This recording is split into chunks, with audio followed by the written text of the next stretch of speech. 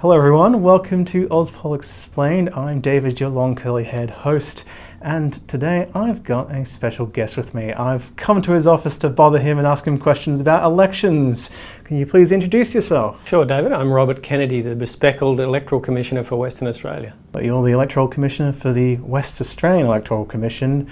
My first question for you is, how often do you get confused for the AEC? Regularly, particularly at this time of the year where we're dealing with an imminent federal election. I spend a lot of my time, and my staff spend a lot of their time answering calls and emails from people complaining or asking questions about particular aspects of voting or getting a job at the election and those sorts of things. And when we dig a little further, we find out that they're talking about the AEC or vice versa. I'm sure our colleagues at the AEC get a lot of questions about us at the moment. I'm sure they would. So could you summarise what is the role of an electoral commission? A very fundamental part of any electoral system and any democratic system is free, open, fair, impartial elections. And so I guess to do that over time, parliaments have established bodies like the Electoral Commission to operate those elections independently from government and impartially, so that no particular party or candidate or any kind of participant in an election is getting an unfair advantage over another.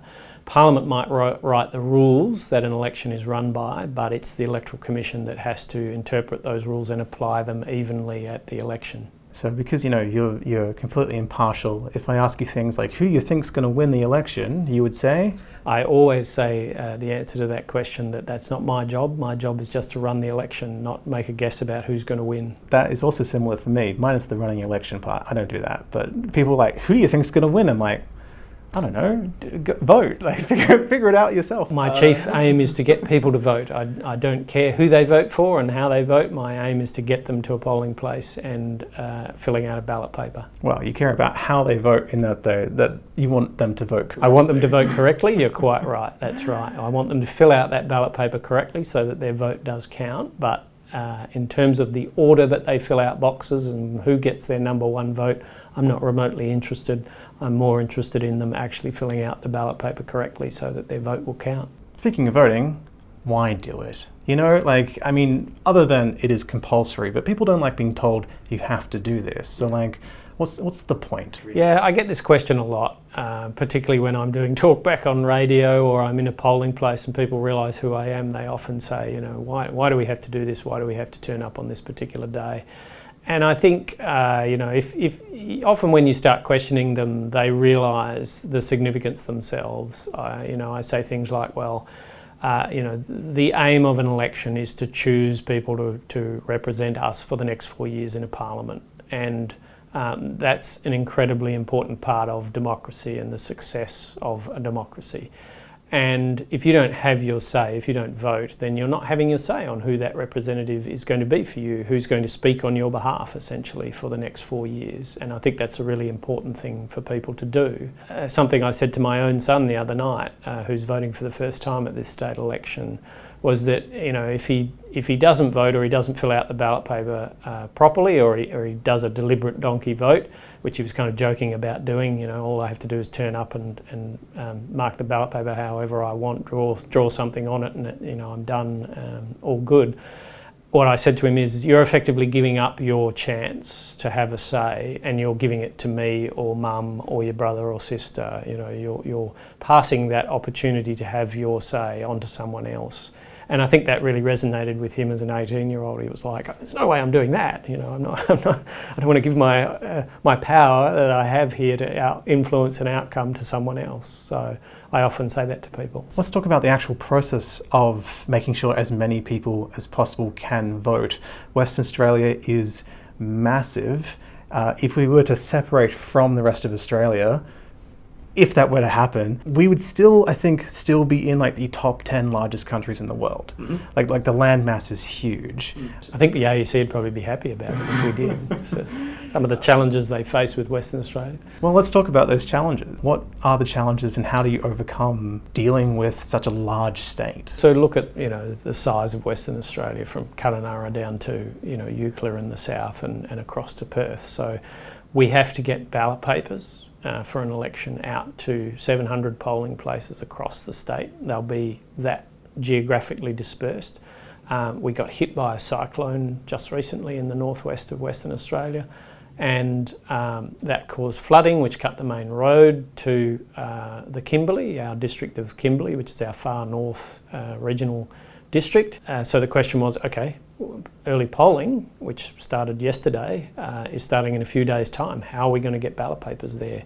We had to send trucks via Alice Springs and then up to Darwin and then across to Broome and Kununurra to get ballot papers on there on time. You know, that kind of sudden logistical pivot is a real challenge, and even finding trucks and space on trucks to be able to get that sort of stuff around the state in time is just a constant challenge for my logistics team. So, and then when you have things like early voting, where we're constantly monitoring the number of ballot papers in polling places as people are coming in, if early polling is highly popular, you run the risk that you run low on ballot papers. You never want to run out of ballot papers if you can help it. So, you know, there's these constant challenges of making sure that the resources we need to allow people to have their vote can get around the state in a hurry and easily.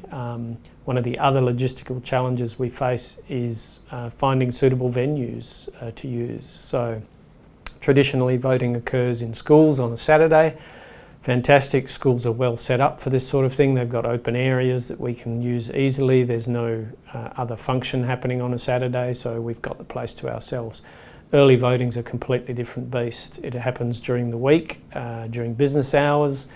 We can't use schools. We have to go and use, where we can, community centres, local government facilities, those sorts of things, but ultimately we end up having to use hire commercial premises, shops and things that are empty and available for lease.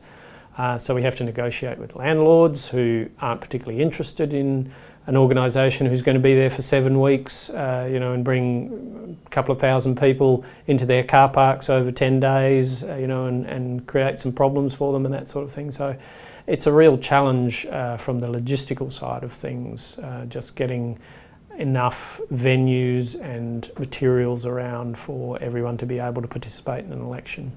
You know, there's also an element of linguistic challenges as well. Yep. Not only is Australia a very multicultural place, but I think Western Australia has the second largest amount of Indigenous languages that are still extant. The Northern Territory, I think, is the one that has the most. Yes. What kind of effort does the WAEC put into making sure that information is accessible in a variety of languages? Yeah, so we produce electoral material or election material every time we run an election in a number of languages, not just Aboriginal languages, but in other non-English speaking languages that are available for our culturally and linguistically diverse communities. For our Indigenous electors, many of whom are in the north of the state in remote communities, not readily accessible and don't usually have a permanent polling presence there on a Saturday or something. So we have to organise what's called remote polling, where we arrange in advance with those communities to determine who is going to be at the community on a particular day. Often we will have to fly into those communities in order to get around to as many of those communities as possible. Where we can, what we'd like to do is employ people from those communities to help us out on the day with the polling, particularly when it comes to some of the language barriers that electors might face in trying to understand ballot papers and instructions and things. It sounds like a big thing. Yeah, the remote polling is, you know, for a relatively small number of votes, but equally, you know, incredibly important votes, because every vote is important. We want to get as many of the 1.86 million people who are on the roll to vote as possible. So the amount of effort and resources that goes into getting two-man teams out to these communities and collecting those votes is enormous. Wow, I admire the commitment. You know, it's not just like remote areas, there's also other sort of access needs for different parts of the community. So what other sort of initiatives are there? So what the Commission and every Commission around the world has encountered this over time is that you start to hear from electors who say, look, you know, my needs and requirements are a little different to the average voter. I'm not able to get into a polling place easily for whatever reasons, whether it's mobility issues or whether it's sensory issues, neurodivergent issues, those sorts of things. And so over time, we're developing more and more services targeted towards those particular voters, again, to make sure that they get their chance to have their say. So one example for this election, we're first time ever running a low sensory polling place, something that we've shamelessly copied from some of the other jurisdictions who've tried it in recent elections, and it's proved quite popular. So for people largely with autism and neurodivergent issues who struggle with either lighting issues, noise issues, everybody's favourite election campaign workers out the front shoving things in your face as you're trying to come into a polling place. That can be quite confronting for almost everybody. And so what we've set up is a polling place that tries to allow for those particular electors and their particular requirements. And so softer lighting, low noise environment. We've managed so far to keep the election campaign workers away. The parties and the candidates have agreed that they won't have people distributing how to vote cards at those venues. So that's really great. I understand in Victoria, I think it was Victoria where they trialled this, it was running along really smoothly and everyone was enjoying it, and then there was a particular candidate and or party who decided they weren't going to play by the rules and turned up and started handing material out. And of course, once one started doing it, everybody sort of felt that they had to be there as well, because you didn't want to miss out on the opportunity of giving someone a how to vote card. And the whole thing essentially came to an end because people who would be using that facility found out that it wasn't what was being advertised, and so they stopped coming. So fingers crossed we've got the agreement this time from the parties to behave themselves, and people will be able to enjoy that environment and enjoy the ability to cast a vote in a more favourable environment for them. You haven't listed any particular locations, but where could we find these locations? So all of our polling locations are available on the WAEC website, and this one in particular you'll be able to find there whenever you need it. elections.wa.gov.au. That's the one. I like to bring a little bit of humour. I've noticed. That makes it a bit more interesting to learn about these things. So do you mind if I try a knock-knock joke on you? Sure. Knock-knock. Who's there? I'm checking. I'm checking what? That's not how knock-knock work jokes. I'm checking who? Thank you. Okay, let's try that again. Okay. Smoother. Okay. Knock-knock. Who's there? I'm checking. I'm checking who? I'm checking who my candidates are on the WAEC website. Nice. Not the AEC website. Not the AEC website. Though you should check the AEC website for federal elections. Yeah, when the federal election comes, people. Not now. You will know when the federal election is called. Yeah. It'll be a big deal. Now, the thing is, states get less attention, I suppose. State politics is not as well understood. Like I said, you will know when a federal election is called, even though, like, on a state level, by statute, it has a set time. You can predict it, you can put it in your calendar. How do you get the message out? This is when a state election is, especially considering, it used to be radio, TV, print newspaper. Yeah. You get an ad into all three, you've covered everyone, basically.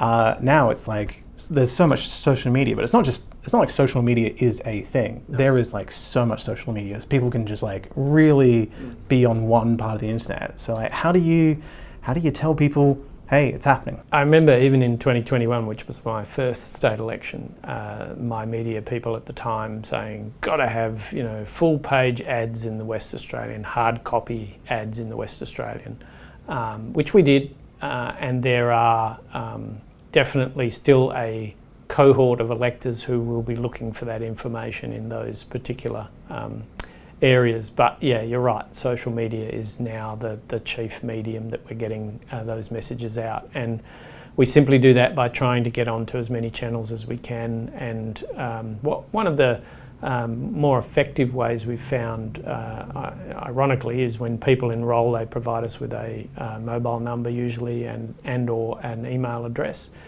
which allows us to target the individual. And so for so many years, electoral commissions didn't have that ability. They were relying on radio, TV, press to broadcast mass messages and hoping that some of it stuck with people. So we send a message to people's phones via email or an SMS to let them know what's happening and give you direct information. And what we're finding is that that's highly successful. You know, our website goes under enormous pressure in the day following us sending out, say, 500,000 emails out to people saying, you know, early polling starting next week, go here to find where you can go and vote early.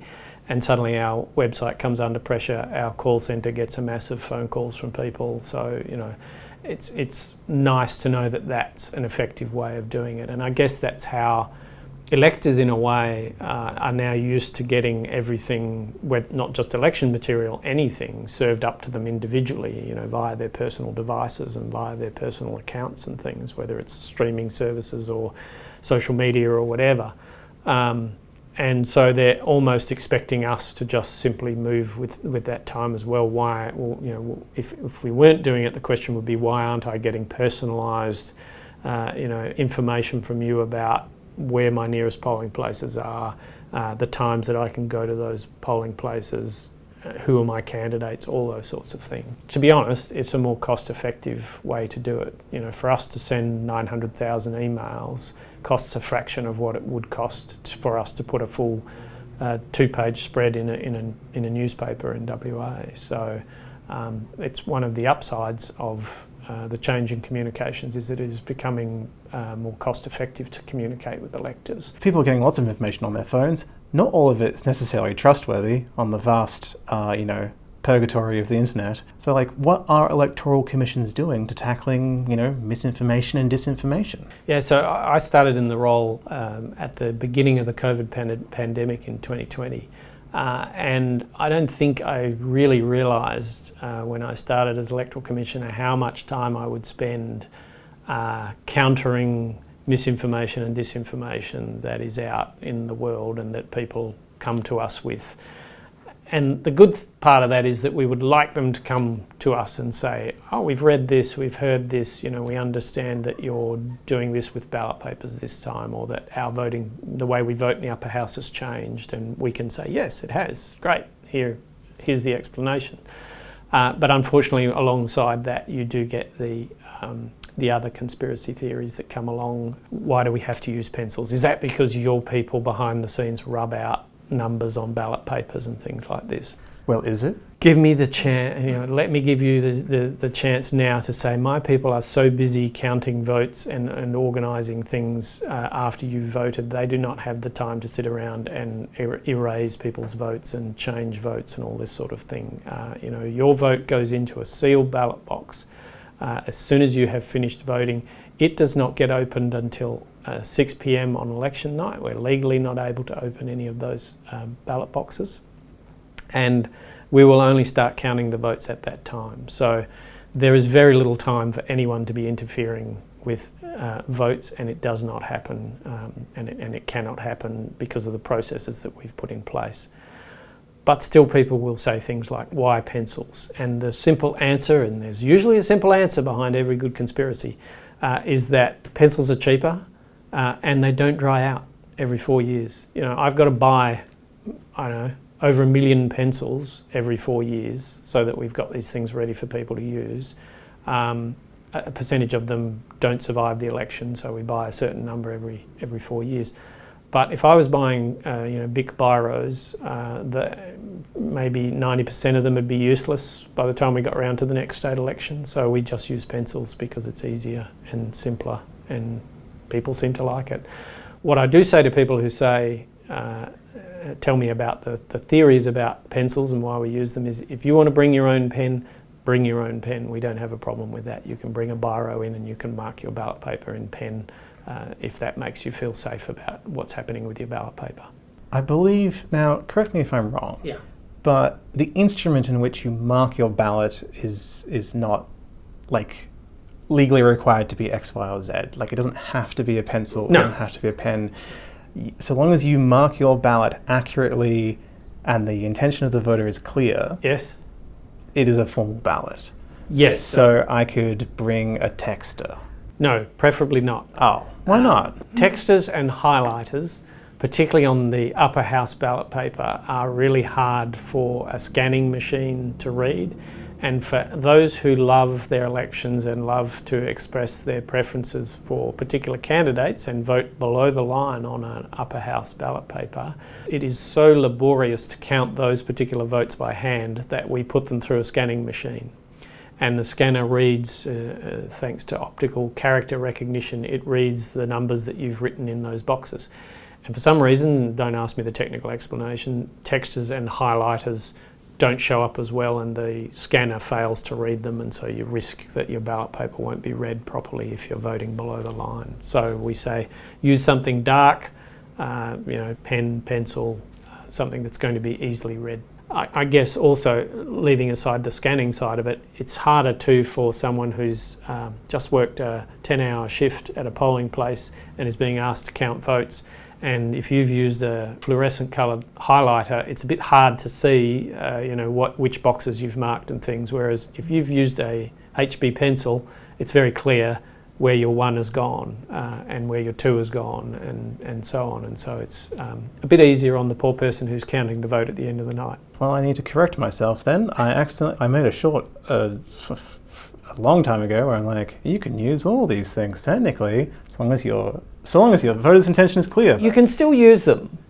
It's just you risk that it's going to be hard for us to count it. And so, if it's hard for us to count it and the voter's intention is not clear, we'll put it on the informal pile. We've covered quite a lot today. Is there anything else you'd like to say before we wrap up? Don't forget to vote. Oh, that's easy. How can we learn more about voting? You can go to our website, Elections WA website, which is also elections.wa.gov.au. You can listen to David on Auspol Explained, because he's got a great video explaining how you can mark your ballot paper and how you can participate in an election.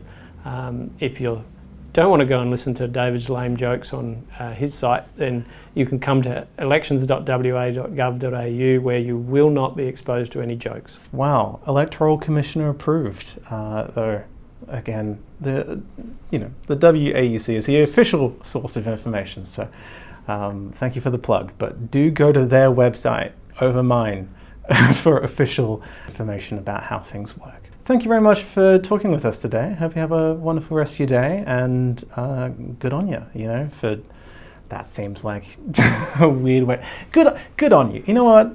You don't get enough thanks, We don't get much thanks in the public sector, so I'll take it however it's presented to me. But no, look, thank you. It's been a pleasure for me, and look, we're always happy to engage with people who want to explain how democracy works and how elections work. Because it just makes our job so much easier. And now, because I am a YouTuber, there is that bit at the end where I plug my Patreon. So sure, yeah, just ignore me for a moment. Sure, you do that. Yeah, I just look at the camera. Okay, and there you have it. Thank you so much to Robert for his time and expertise explaining to us all the work that goes behind an election and the importance of voting and whatnot. And also comment down below. Blah, blah, blah, blah, blah, blah. The great thing is, if I do this by myself, no one can see how I do multiple takes. I was going to say, forget I'm here. Yeah, anyway. So if you've enjoyed this, don't forget to share. Let other people enjoy and learn as well. Comment down below what you would like to learn about next, or who I should interview next. And also, thank you so much to my supporters on Patreon. The link is in the description if you'd like to give me some money. You can support me for just like $1 or $2 a month, but I also have a tier where it's $3,000 a month for literal millionaires. If there's anyone out there who is incredibly wealthy and would like to give me money instead of giving it to a political party. Money well spent. Yeah, I mean, look, it supports education for everyone. So. Anyway, thank you so much for tuning in. I'll see you next time.